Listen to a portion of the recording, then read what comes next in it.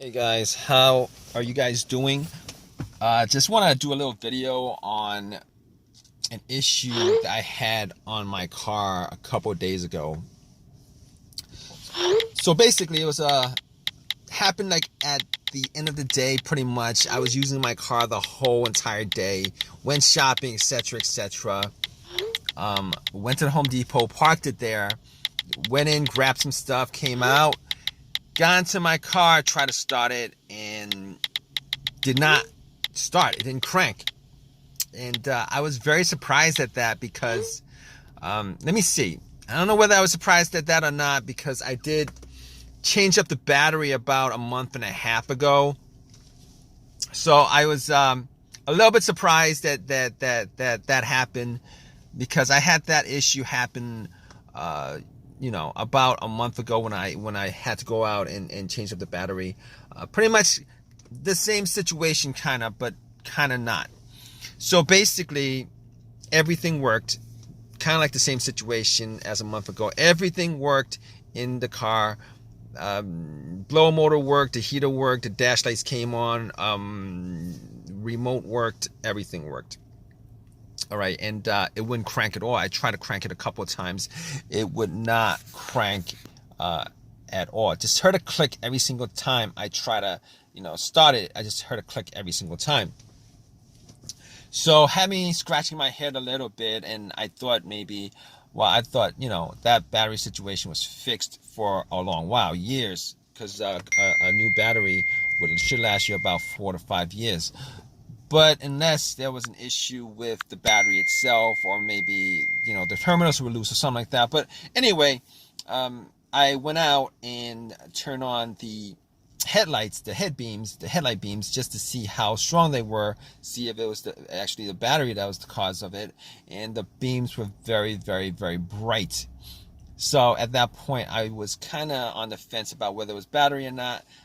Opened up the hood, popped it, and looked around the battery area just to see whether it was something wrong with the way it, the terminals were plugged in. And I was looking at it, and the terminals were a little bit dirty. So I took the terminals off, had some Coca-Cola, poured some Coca-Cola on the terminals, got some paper towels that I had, and wiped them, popped them back on, and then tried to start the car again, and it would do the same thing. It wouldn't crank at all. Everything else worked, it just would not crank. So at that point, I went back out, rechecked the terminals, made sure they were tight, and they were tight enough. I mean, I was able to wiggle them loose and stuff, but they were tight enough. All right, they were tight enough.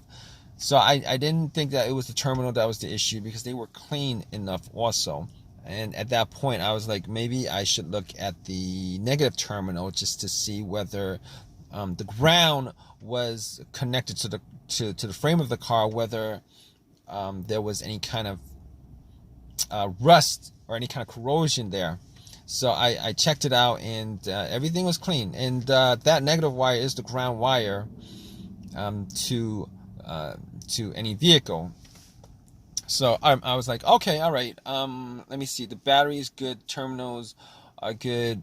And at that point, I was like, okay, I'm gonna take out my power pack that I bought from Walmart when I got the battery, just in case one of these situations happen again, because just to save myself some time and stuff like that. I popped it on, and I was for sure it was gonna crank up. All right, and I tried to start it, and nothing. Same thing, click, didn't do a single thing. So at that point, I was able to rule out the battery altogether, and I was able to rule out the alternator being the cause of the problem. And the reason why I was able to rule out the alternator being the cause of the issue pretty much is this. If there was an alternator issue that was causing a problem with the car not being able to charge the battery, etc., etc., just jumping it would have just jumped you know, it would have cranked over, it would have ran, etc., etc. But obviously, I'm making this video, you know, that didn't happen. So I was like, okay, that's probably not the issue at all. So I was able to rule out the alternator, the battery, the ground wires, the terminals, which for the most part, many times, those would be the main issue of something like this. So at that point, I was scratching my head over it. I was thinking, what else could it be? I mean, could it possibly be, you know, something wrong? And I did have a check engine light, and I know that check engine light was for emissions, all right? But I had an OBD2 reader, you know, one of these $19 OBD2 readers that you can get at Walmart, and I plugged it in. I'm pretty sure it wasn't anything as far as, you know, the computer was concerned, but just to make sure, I plugged it in and ran the OBD2. It ran straight through, read it. Obviously, that check engine light for emissions popped up, but nothing else popped up. So at that point, I was able to rule out a bunch of other things. The computer itself, I was able to rule out, since it actually read the whole entire ECU, the car's computer. It was able to read that, so I could just rule that out. I was able to rule out anything else that may have a sensor that would cause it, but I'm pretty sure with a no start, no crank situation, it really doesn't have that much to do with sensors, as far as the mass airflow sensor, the throttle position sensor, crankshaft, all of that stuff, because normally those things going out, it would actually create a situation where you could crank up your car, but you just wouldn't be able to start it. So anyway, at that point, I was left with a couple of things. I was left with a couple of things that I could try to figure out whether, you know, whether I could fix it or not. And a couple of those things would be the fuses and the relays. Now, I opened up the fuse box and, you know, checked out the fuses just to make sure that there weren't any kind of brownish tint to any of the fuses, just to give an indication that that fuse was blown. Just this, I wasn't able to smell anything that was burned, so basically I knew that it wasn't, you know, that, and I couldn't pick it up. I didn't have a fuse tester with me, so I couldn't pick it up if any of the fuses had issues. But from eyesight alone, I could tell that none of them were probably the problem. But I can recall two cases where I've had issues with this kind of situation, where I had a no crank, no start, where the fuse was the cause of it. One of those situations was with an Acura, and the main fuse of that car was blown. The main fuse of that vehicle was blown, and it pretty much caused an absolute power outage throughout the whole entire car.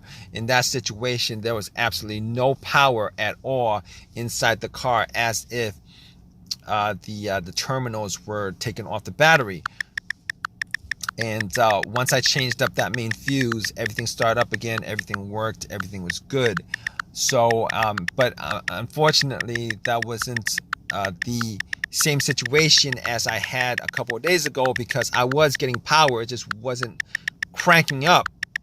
And the other situation with a fuse I had was with another vehicle that I had, and that situation was with the car, not the car cranking but not starting, and that situation was a result of a fuse to the fuel pump, or to the ECU, the car's computer. And once I swapped those out, it had no problem starting. But since it's not cranking at all, I could rule that out. I could rule those two scenarios out as far as the fuses causing this particular situation. So now that I couldn't rule out the fuses 100% at that point, but since I didn't have a fuse tester with me going through those two scenarios, I was gonna rule those out. I was actually looking for a quick fix. So here's the thing about it. All right. Now after that, there's only a couple of things that I could think of that could cause that situation, generally speaking.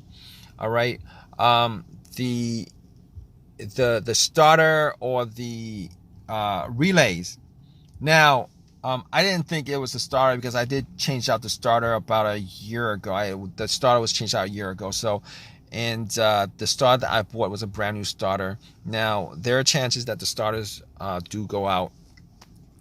But in this situation, I was thinking rebuilt starters go out more than new starters. And the starter that I bought was an OEM starter. Okay, so I was like, okay, I was crossing my fingers that it could be the relay that was the issue. All right, that's me crossing my fingers, thinking that was one of the relays, probably a starter relay that was causing the issue. And I went to looked at the relays, checked the relays out. Obviously, if you guys know anything about relays, it's not something that you could probably visually check to see whether something is wrong with it or not. Normally relays make clicking noises and stuff like that, and I was hearing a click, but it could have been the clicks were faint. I was hearing a click. So anyway, I got out and Anyway, I checked out the relays and found out where the starter relay was.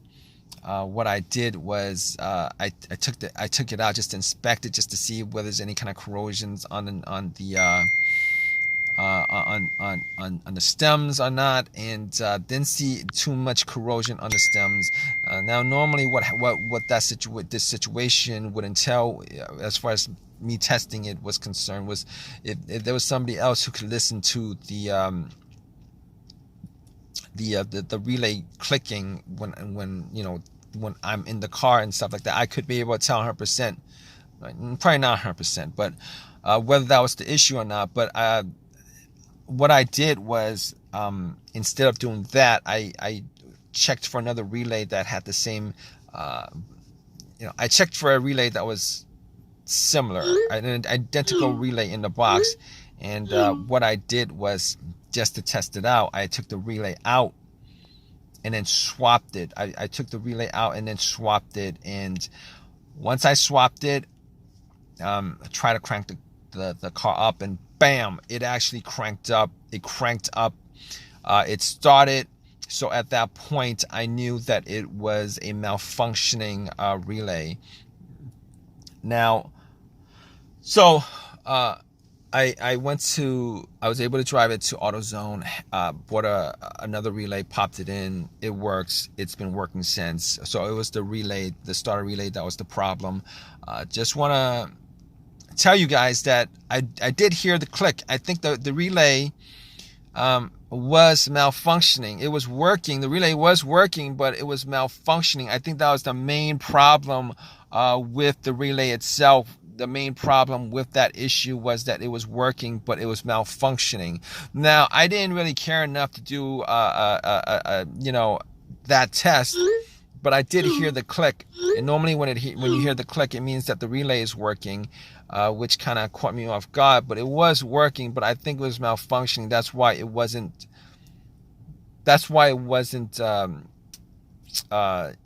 starting the vehicle, starting the car. So at that point, if you guys are in this situation, I'm sure you guys are, if you guys are watching this video, if you guys want a quick fix for it, Hopefully you guys do get one of these quick fixes like I had.